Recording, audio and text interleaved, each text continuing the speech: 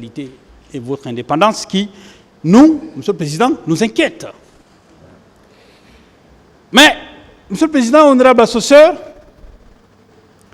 permettez que, malgré cette croyance, que je puisse placer ceci. Parce que ce procès, Monsieur le Président, se tient dans un contexte particulier, dans un contexte, dans une période où l'indépendance de notre justice est mise à rude épreuve. Et à bien des égards, Monsieur le Président, honorable assesseur, je sais de quoi je parle. Je sais de quoi je parle. Je vous ai dit ici, Monsieur le Président, honorable assesseur, que je fonde un espoir, mais aveugle aux magistrats. Je le juge uniquement en fonction des actes qu'il pose. Je n'ai aucune raison, en tant que professionnel de droit, d'avoir un préjugé à l'égard de magistrats. Je suis quelqu'un qui n'a pas connu le stage ordinaire avant de devenir avocat. Moi, je suis venu directement de l'université. Donc, il y a des choses, quand on me dit, ou quand je vois ça, on me disait ça avant, je dis non, c'est pas possible. C'est pas possible.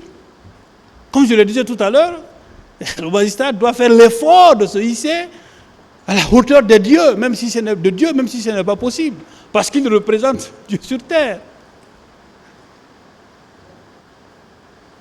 Il n'est un secret pour personne, Monsieur le Président, que l'image de notre justice dont vous vous apprêtez à rétablir s'est dégradée ces dernières années.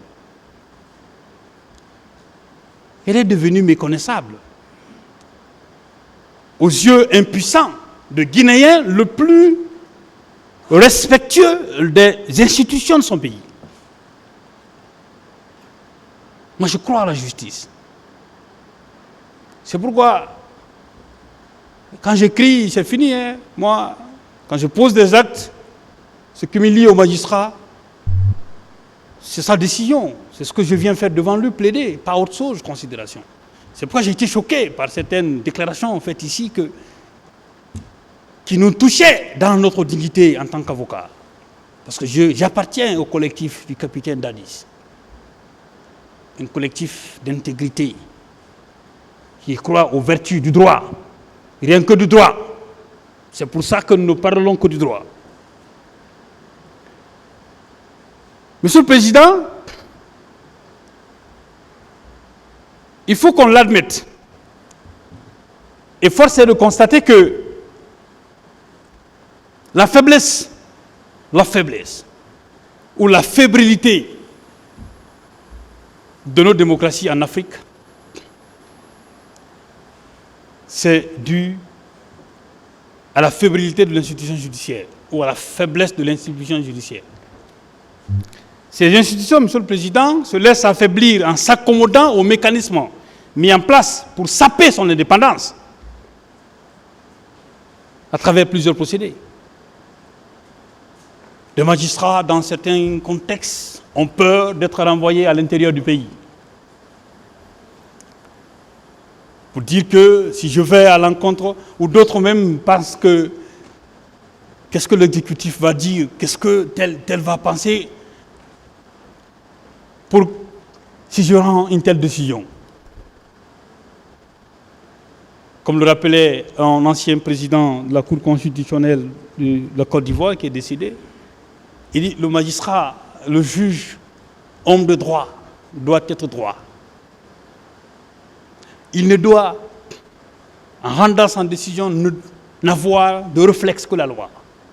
Parce que dès que tu penses à autre chose, à ce que l'environnement va dire, à ce que l'autorité de nomination va faire, mais vous n'allez jamais rendre une décision de justice saine, où vous allez être éventuellement dans le déni de justice. Donc, il y a ça, des suspensions qui sont à l'air, des renvois à l'intérieur du pays.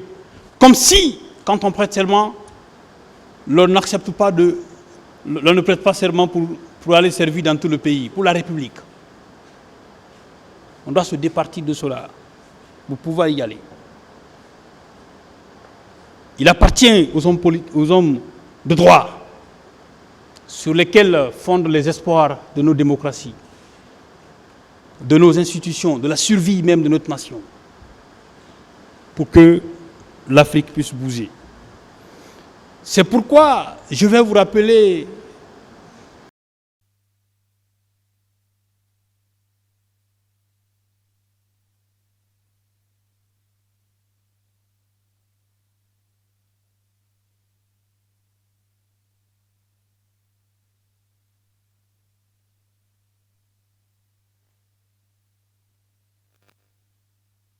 Raphaël là-bas et plusieurs autres.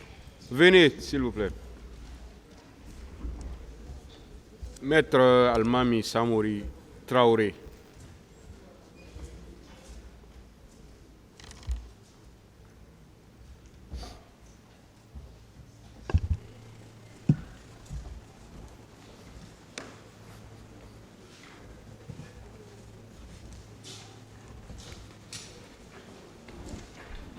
Monsieur le Président, honorable assesseur, c'est un honneur renouvelé de prendre la parole.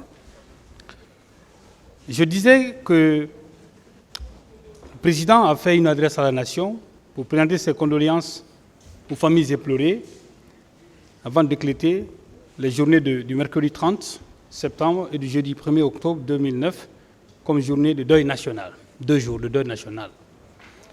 Cette vidéo, nous l'avons fait passer ici à cette audience. C'est au cours, Monsieur le Président, de cette même allocution à la nation guinéenne qu'il a annoncé la mise en place d'une commission d'enquête nationale et souscrire à l'arrivée d'une commission d'enquête internationale.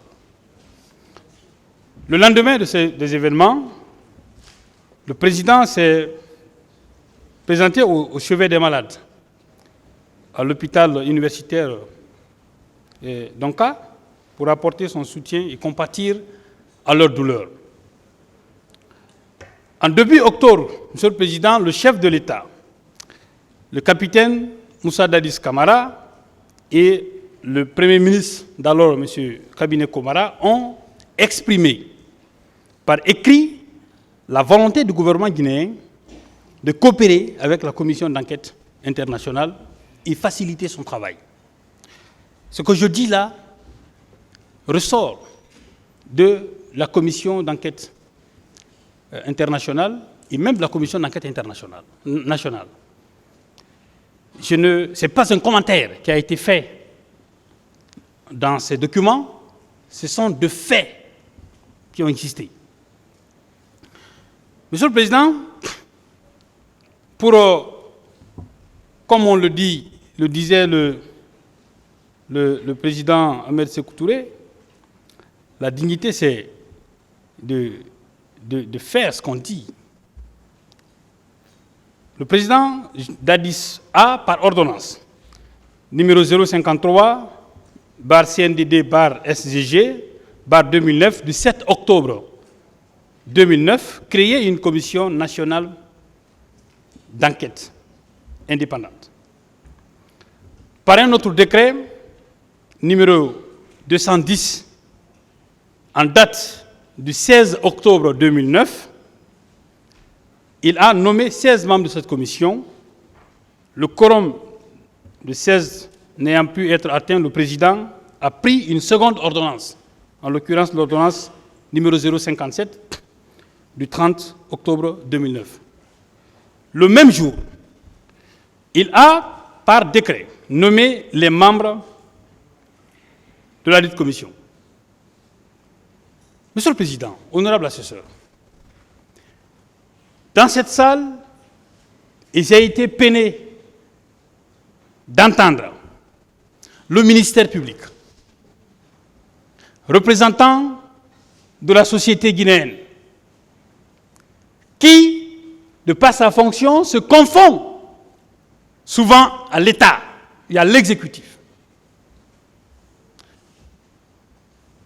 Critiquer, mettre en doute la moralité, l'intégrité même des membres de cette commission.